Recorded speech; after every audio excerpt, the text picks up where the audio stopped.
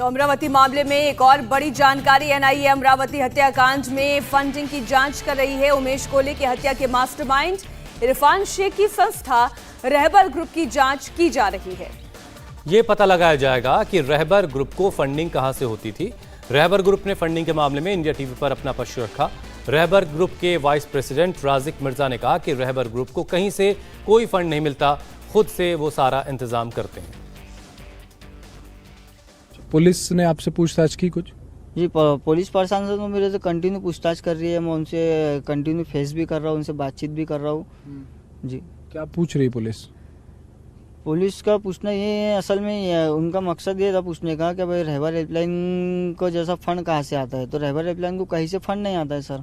रहबर helpline खुद एक आपस में जो लोग हैं, मतलब किसी से भी मिलके आपस में पैसे काउंटिंग, अगर कभी पैसों का एम्बुलेंस का काम करवाने की ज़रूरत पड़ती है, कोई गरीब पेशेंट आ गया है तो उसके लिए आपस में काउंटिंग जमा करके कर लेती। और इस बीच उमेश कोले के बेटे ने एक बड़ा संकेत दिया। संकेत कोले जो उनके बेटे हैं उमेश कोले के, वो बता रहे हैं कि उनके पिता आरोपी यूसुफ की अक्सर मदद करते थे। उमेश कोले ने यूसुफ की बहन की शादी में आर्थिक मदद की थी और साथ ही साथ यूसुफ की पत्नी के दाखिले में भी हर मुमकिन मदद उनकी तरफ से की गई। उन्हें समझ में नहीं आ रहा कि आखिर यूसुफ ने ऐसा क्यों किया। संकेत से बात की इंडिया टीवी संवाददाता राजेश कुमार ने। 30 जून को उमेश कोले की बड़े ही निर्मम तरीके से अमरावती में हत्या कर दी गई। वो जो अपना दुकान बंद करके जा रहे थे तभी हमलावरों ने उन पर हमला किया और उनकी जान ले ली। उनके बाइक के ठीक पीछे उनके बेटे और उनकी पत्नी भी थे, लेकिन कुछ दूरी पे थे। जब तक वो कुछ समझ पाते, वो उस मौकाए वारदात पर पहुंच पाते, तब तक हमलावर फरार हो चुके थे। पुलिस के काम करने के तरीके पर सवाल उठ रहा है, लेकिन कोले परिवार क्या सोचता है, संकेत कोले क्या सोचते हैं जो उस रोज़ महज कुछ कदम की दूरी पर मौकाए वारदात से थे, वो क्या सोचते हैं। पुलिस के काम करने के तरीके पर सवाल उठ रहा है। आप लोगों को कोई शिकायत है पुलिस से? जब ये हत्याकांड हुआ तब पुलिस ने किस तरीके से कार्रवाई की? नहीं सर, ऐसी सिचुएशन में पहली बात तो अपन पुलिस के ऊपर भरोसा रखते हैं, लेकिन उन्होंने वो भरोसा बरकरार रखा।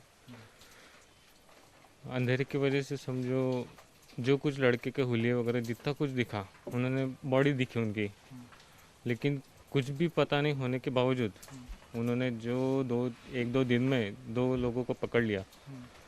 उसके बाद में उनके ऊपर का कॉन्फिडेंस और भी बढ़ गया और कैसे डायरेक्ट स्टेटमेंट देने की जगह उन्होंने स्टेप बाय स्टेप जैसे होती गई सिचुएशन वैसे वो हमें इन्फॉर्म करते गए।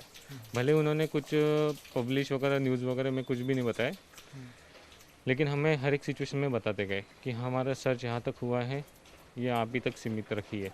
नहीं तो कैसे पूरा रिवेल पहले हो जाता तो जो फाइनल स्टेज तक पकड़ना था उनको, वो सब हाथ से निकल जाते थे। सिक्योरिटी भी आप लोगों को पुलिस ने दे रखी थी उस दौरान? सिक्योरिटी भी दी है। आप लोग जब दुकान से जाते थे या फिर घर के पास? हाँ, जाते टाइम उन्होंने सिक्योरिटी दे के रखी है। उस वक्त क्या वजह बताई थी पुलिस ने कि आखिर पीछे की वजह क्या है? सर तब ऐसे हल्का हल्का सा कुछ पता था, लेकिन कंफर्म नहीं था क्यों हुआ है करके। पुलिस फिर बाद में किन लोगों को उधार दिया था उमेश जी ने, वो सारी जानकारी लेके गई आपके पास से? हाँ, वो जानकारी लिए पूरे उन्होंने। तो इस एंगल से भी पुलिस की जांच चल रही थी, हो सकता है कहीं उधार के लेन देन में तो? हाँ हाँ। यूसुफ का जब इसमें नाम आया तो कितना बड़ा शौक लगा, क्योंकि बताते हैं कि वो फ्यूनरल में भी आया था आपके फादर के। सर अभी कैसे कुछ बोल नहीं सकते कि अपन जिसको हेल्प कर रहे हैं वही अपने को नुकसान पहुंचाए। किस तरीके से हेल्प करते थे आपके फादर यूसुफ को? वैसे मेरे को उनके ज़्यादा कुछ कांटेक्ट वगैरह कुछ इतना डिटेल में पता नहीं है, लेकिन मैंने सुना है कि भाई हर एक सिचुएशन में हेल्प किया है उन्होंने, पिताजी ने। कोई सिचुएशन ऐसा बताएं जिसमें यूसुफ को ज़रूरत हो और आपके पिताजी ने हेल्प किया होगा उसे? जैसे कि उनके बहन की शादी वगैरह थी, तब दोनों बहनों की शादी थी, उनकी खुद की शादी थी तब, और उनकी पत्नी की कहीं पे एडमिशन करवाना था शायद उस टाइम पे।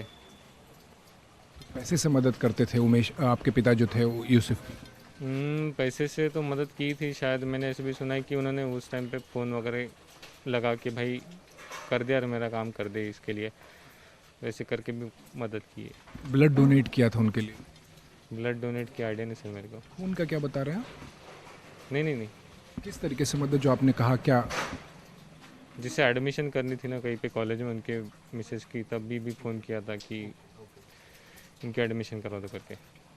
तो जब ये पता चला कि यूसुफ है इस मामले में इन्वॉल्व, तो बड़ा ही शॉकिंग रहा होगा, बड़ा शॉक लगा होगा कि जिसे लगातार आपके पिता मदद कर रहे हैं वो इस तरीके की हरकतें कर रहा है।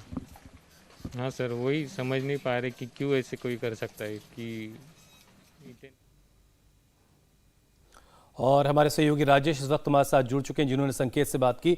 राजेश, आज बहुत सारी बातें और खुल के उस वक्त सामने आएंगी जब क्राइम सीन को एनआईए रिक्रिएट करेगी।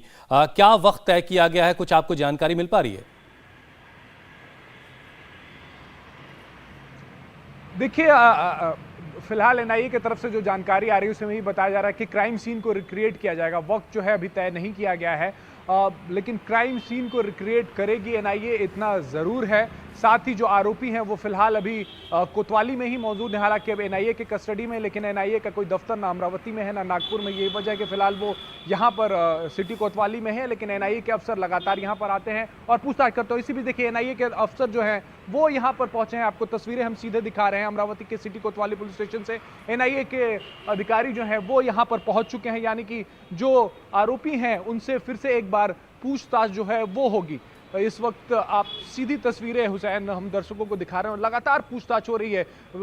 एनआईए जो की टीम जो है पिछले 6 दिनों से लगातार यहाँ कैंप कर रही है और वो पूछताछ कर रही है। और एनआईए के पूछताछ के बाद ही सारा मामला जो है वो खुलकर सामने आया कि किस तरीके से नुपुर हत्याकांड, नुपुर शर्मा के पक्ष में एक पोस्ट करने की वजह से इस हत्याकांड को अंजाम दिया गया है। तो फिलहाल एनआईए की टीम जो है वो पुलिस स्टेशन पहुंच चुकी है। आरोपियों से फिर पूछताछ होगी। कागजात जो हैं वो अभी तक पुलिस स्टेशन से हैंडओवर नहीं किए गए हैं, वो कागजात लेगी और फिर आरोपियों को अपने कब्जे में लेगी और बहुत मुमकिन है कि सीन को रिक्रिएट किया जाएगा। उसके बाद इन आरोपियों को मुंबई ले जाया जाएगा, वहां कोर्ट में पेश किया जाएगा। हालांकि 8 तारीख तक, 8 जुलाई तक ट्रांजिट रिमांड है, तो तब तक एनआईए के पास वक्त है कि वो कोर्ट में उन्हें पेश कर सकती है। लेकिन एनआईए ने हर एक जानकारी जो है वो इन आरोपियों से पूछताछ कर निकलवाई है, जिसके बाद ये केस खुल पाया है। 8वां आरोपी अभी भी फरार है। इस बीच में अमरावती पुलिस जो है वो उन लोगों को ढूंढ रही है जिन लोगों ने उमेश कोल्हे हत्याकांड के पहले